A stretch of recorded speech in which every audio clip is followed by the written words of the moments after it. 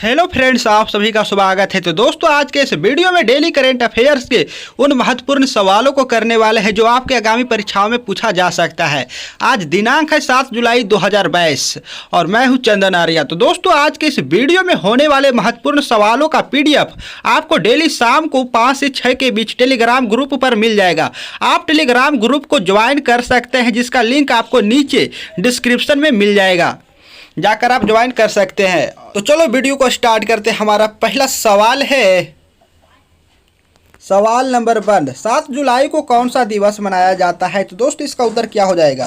तो दोस्तों, इसका उत्तर हो जाएगा विश्व चॉकलेट दिवस। ठीक है, विश्व चॉकलेट दिवस या फिर कहें अंतर्राष्ट्रीय चॉकलेट दिवस। ये कब मनाया जाता है? तो 7 जुलाई को मनाया जाता है। ठीक है, इसे हम एक्सप्लेन करते हैं, मतलब चॉकलेट दिवस क्यों मनाया जाता है, तो इसका इतिहास को समझते हैं। ठीक है, अंतर्राष्ट्रीय चॉकलेट दिवस का इतिहास क्या है भैया, तो यहाँ समझते हैं। विश्व चॉकलेट दिवस पहली बार वर्ष 2009 में मनाया गया था। ठीक है, हालांकि कुछ का यह भी मानना है कि लोगों ने 7 जुलाई को अंतर्राष्ट्रीय चॉकलेट दिवस के रूप में मनाना इसलिए शुरू किया क्योंकि यह वह दिन था जब चॉकलेट को पहली बार 1550 में यूरोप में पेश किया गया था। ठीक है,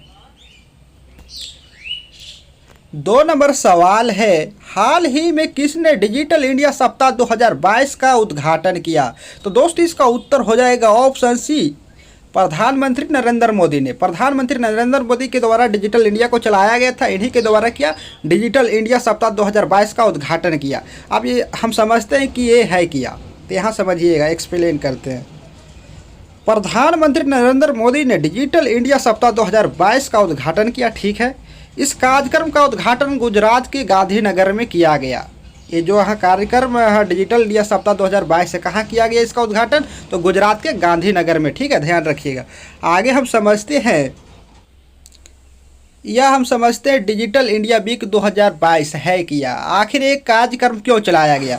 तो इसके तहत 4 से 6 जुलाई तक गांधीनगर में कई कार्यक्रम आयोजित हुए। ठीक है, यह कार्यक्रम डिजिटल इंडिया की वर्षगांठ मनाया और प्रदर्शित किया कि कैसे आधार हो गया, UPI हो गया, कोविन हो गया। कोविन जिस पर यहाँ कोरोना वायरस का टीका लेने के लिए रजिस्टर करना पड़ता था। ठीक है, डिजी लॉकर हो गया। डिजी लॉकर क्या है? जिसमें डिजी लॉकर एक गवर्नमेंट ऐप है। ठीक है, जिसमें गवर्नमेंट से संबंधित डॉक्यूमेंट को आप रख सकते हैं। ठीक है, वह डिजी लॉकर का एक ऐप है। आदि सार्वजनिक डिजिटल प्लेटफॉर्मों ने लोगों के जीवन को आसान बनाया। इन्हीं चीज़ों के बारे में चर्चा किया गया, किसमें? तो डिजिटल इंडिया वीक 2022 में। ठीक है, इसका उद्घाटन नरेंद्र मोदी ने गुजरात के गांधीनगर में किए थे। ठीक है, जो 4 से 6 जुलाई तक चला गांधीनगर में। ओके,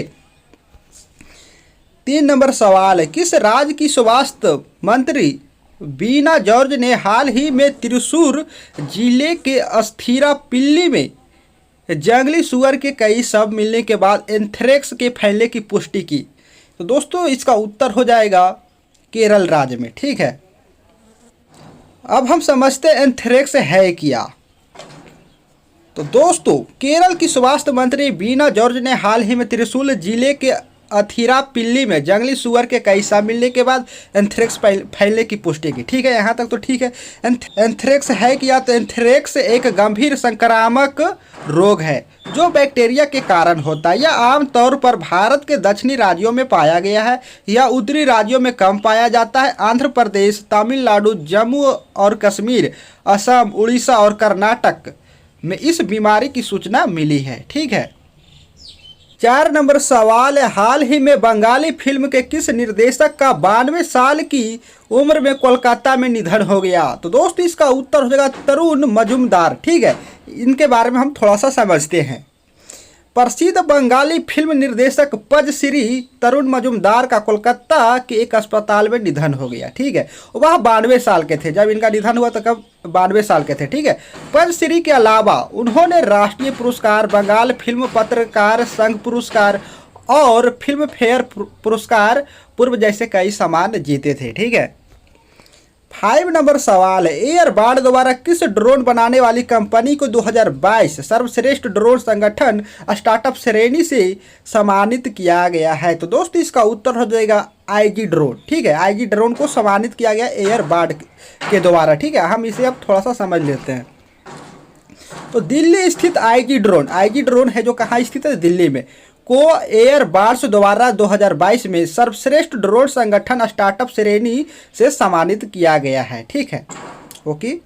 आगे हम समझते एयर बार्स है क्या। तो एयर बार्स पहला पैनोप्टिक वैश्विक पुरस्कार कार्यक्रम है, ठीक है, जो ड्रोन के सकारात्मक उपयोग के लिए समर्पित है।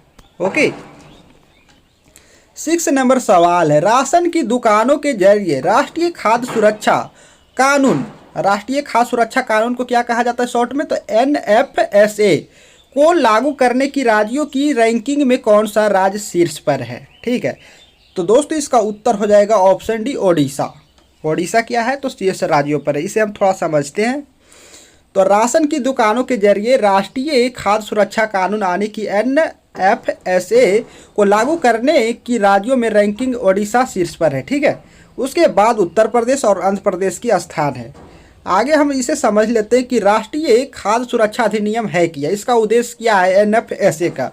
तो देखिए यहाँ समझिएगा, देश के प्रत्येक नागरिक को पर्याप्त मात्रा में सस्ते मूल्य पर खाद्यान्न उपलब्ध कराना, जिससे उन्हें खाद्य एवं पोषण की सुरक्षा मिल सके तथा वे गरिमामय जीवन जी सके। ठीक है, इसके लिए क्या, तो राष्ट्रीय खाद्य सुरक्षा अधिनियम यानी कि NFSA को चलाया गया था। कब चलाया गया था, तो सरकार ने संसद द्वारा पारित राष्ट्रीय खाद्य सुरक्षा अधिनियम को 2013 में यानी कि 2013 में दिनांक 10 सितंबर 2013 को अधिसूचित किया गया यानी कि चलाया गया इस योजना को। ठीक है, राष्ट्रीय खाद्य सुरक्षा कानून योजना को। ठीक है, NFSA को। ओके, 7 नंबर सवाल है, भारतीय मूल के ब्रिटिश नेता ऋषि सुनक ने 5 जुलाई 2022 को किस पद से इस्तीफा दिया। तो दोस्तों इसका उत्तर हो जाएगा ऑप्शन बी, वित्त मंत्री से। अब हम इनके बारे में थोड़ा समझते हैं। तो ब्रिटिश प्रधानमंत्री, इनके इस्तीफा देने के बाद ब्रिटिश प्रधानमंत्री बोरिस जॉनसन ने ऋषि सुनक की जगह नादिम जहाबी को वित्त मंत्री नियुक्त कर दिया। ठीक है, ऋषि सुनक ने चिट्ठी लिखकर बोरिस जॉनसन सरकार के कामकाज पर सवाल उठाए थे। ओके, यहाँ तक तो ठीक है। अब हम ऋषि सुनक के बारे में जानते हैं। तो ऋषि सुनक कौन था, तो ऋषि सुनक का जन्म 12 मई 1980 को साउथ थेम्पटन हैम्पशायर में हुआ था। ठीक है, उनका जन्म भारतीय माता पिता यशवीर और उषा सनक के घर में हुआ था। उनके पिता एक सामान्य चिकित्सक थे यानी कि एक डॉक्टर थे। ठीक है, जबकि उनकी माँ एक फार्मासिस्ट थी। फार्मासिस्ट क्या होता है इसे हम आगे समझते हैं। उनके दादा दादी पंजाब प्रांत ब्रिटिश भारत में पैदा हुए थे और 1960 के दशक में पूर्वी अफ्रीका से ब्रिटेन में आकर बस गए थे। ठीक है, कौन, तो दादा दादी। अब हम समझते हैं फार्मासिस्ट होता क्या, फार्मासिस्ट का क्या काम होता है। ठीक है, तो मेडिकल के क्षेत्र में फार्मासिस्ट एक महत्वपूर्ण पद होता है। क्या होता है, तो पद होता है। डॉक्टर द्वारा मरीज के लिए लिखी गई दवाइयों को फार्मासिस्ट ही देता है। ओके, मरीजों को दवा उपलब्ध करवाता है और दवा से होने वाले साइड इफेक्ट के बारे में बताता है। इसके अलावा दवाई खत्म होने पर दवाई की लिस्ट बनाकर मंगवाता है। ठीक है, यानी कि एक तरह से कह सकते हैं कंपाउंडर। फार्मासिस्ट किसे कहा जाता है, कंपाउंडर को कहा जाता है, जो इन सभी चीज़ों को मतलब देखभाल करता है। ठीक है, मेडिकल के क्षेत्र में क्या है, फार्मासिस्ट तो एक पद है। जो कि ऋषि सुनक की माँ क्या थी, तो एक फार्मासिस्ट थी। ठीक है,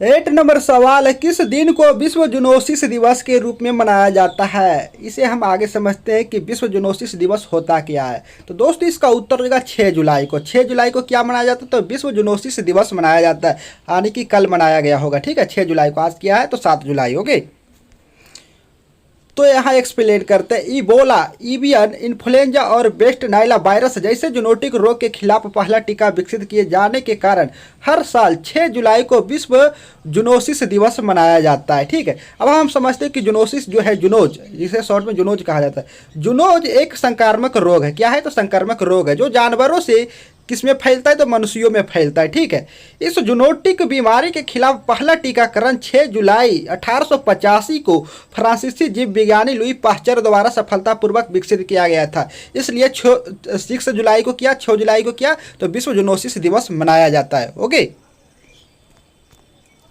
9 नंबर सवाल है, किस देश के क्रिकेट बोर्ड ने अपने पुरुष और महिला क्रिकेटरों के लिए समान वेतन की घोषणा की है। तो दोस्तों इसका उत्तर हो जाएगा ऑप्शन डी, न्यूजीलैंड। ठीक है, न्यूजीलैंड के द्वारा यह घोषणा किया गया। इसे हम आगे समझते हैं न्यूजीलैंड क्रिकेट यानी कि NZC शॉर्ट में कहा जाता है ने 5 जुलाई 2022 को एक महत्वपूर्ण समझौते की घोषणा की, जिसके तहत पुरुष और महिला खिलाड़ियों को समान मैच फीस का भुगतान किया जाएगा। ठीक है, आगे हम समझते हैं यह जो समझौता है, जो घोषणा किया है, वो 1 अगस्त 2022 से शुरू होगा यानी कि लागू होगा और अंतर्राष्ट्रीय और घरेलू दोनों स्तरों के मैचों पर लागू होगा। ठीक है, आगे हम समझते हैं यह पहली बार है कि पुरुषों और महिलाओं के पेशेवर परिवेश में एक ही समझौते में जोड़ा गया है। ठीक है, और वीडियो को लाइक कर दीजिएगा अगर आप यहाँ तक आ गए हैं तो। ठीक है, 10 नंबर सवाल है, किस सुरक्षा बल ने हाल ही में ऑपरेशन नार्कोस के तहत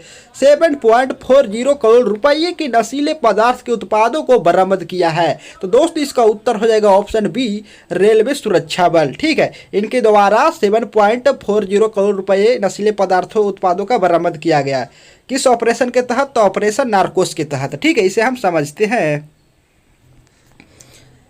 रेलवे सुरक्षा बल यानी कि RPF ने हाल ही में ऑपरेशन नार्कोस के तहत 7.40 करोड़ रुपये के नशीले पदार्थों के उत्पादों को बरामद किया गया है। ठीक है, यहाँ तक RPF ने नारकोटिक ड्रग्स और साइकोट्रोपिक पदार्थों के खतरे की ओर ध्यान आकर्षित करने के लिए 22 जून 2022 के महीने में ऑपरेशन नार्कोस शुरू किया गया था। ठीक है, यह 1 महीने तक चलने वाला अखिल भारतीय अभियान था, जिसे रेल के माध्यम से नशीले पदार्थों की तस्करी के खिलाफ शुरू किया गया था। ठीक है, 11 नंबर सवाल है, 7 और 8 जुलाई 2022 को होने वाली G20 विदेश मंत्रियों की बैठक की मेजबानी कौन सा देश कर रहा है? तो दोस्त इसका उत्तर हो जाएगा इंडोनेशिया। यह सवाल आपके आगामी परीक्षाओं में पूछा जा सकता है, लेकिन हम समझते हैं कि G20 आखिर है क्या।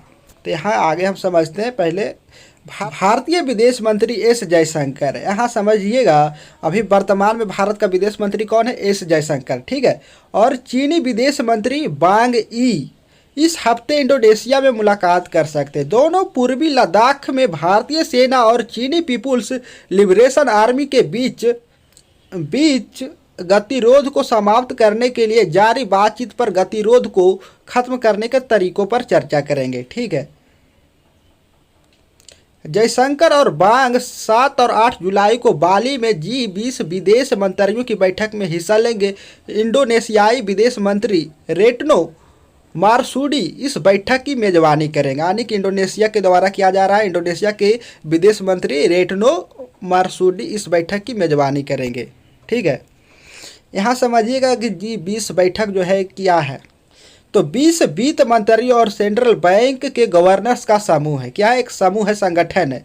इसे G20 और 20 का समूह के रूप में भी जाना जाता है। किसे? तो G20 को। ठीक है, जो कि विश्व की 20 प्रमुख अर्थव्यवस्थाओं के वित्त मंत्रियों और केंद्रीय बैंक के गवर्नर्स का एक संगठन है, जिसमें 19 देश और यूरोपीय संघ शामिल है। ठीक है, यहाँ समझिएगा कि ये जो यहाँ बैठक होने वाला है कहाँ? तो बाली में, इंडोनेशिया का एक द्वीप प्रांत है, यानी कि बाली में होने वाला है यह बैठक। ठीक है, G20। और वर्तमान में जो है हमारे यहाँ विदेश मंत्री है कौन है? तो सुब्रमण्यम जयशंकर। पूरा नाम सुब्रमण्यम जयशंकर है, जिन्हें 30 मई 2019 से भारत के विदेश मंत्री हैं। ठीक है, कब से है? तो 30 मई 2019 से। ओके, और वीडियो को लाइक कीजिएगा और चैनल को सब्सक्राइब कर ले अगर आप हमारे चैनल पर पहली बार आए हो तो। ठीक है, आपको इसी तरह से आगे भी वीडियो मिलता रहेगा। धन्यवाद।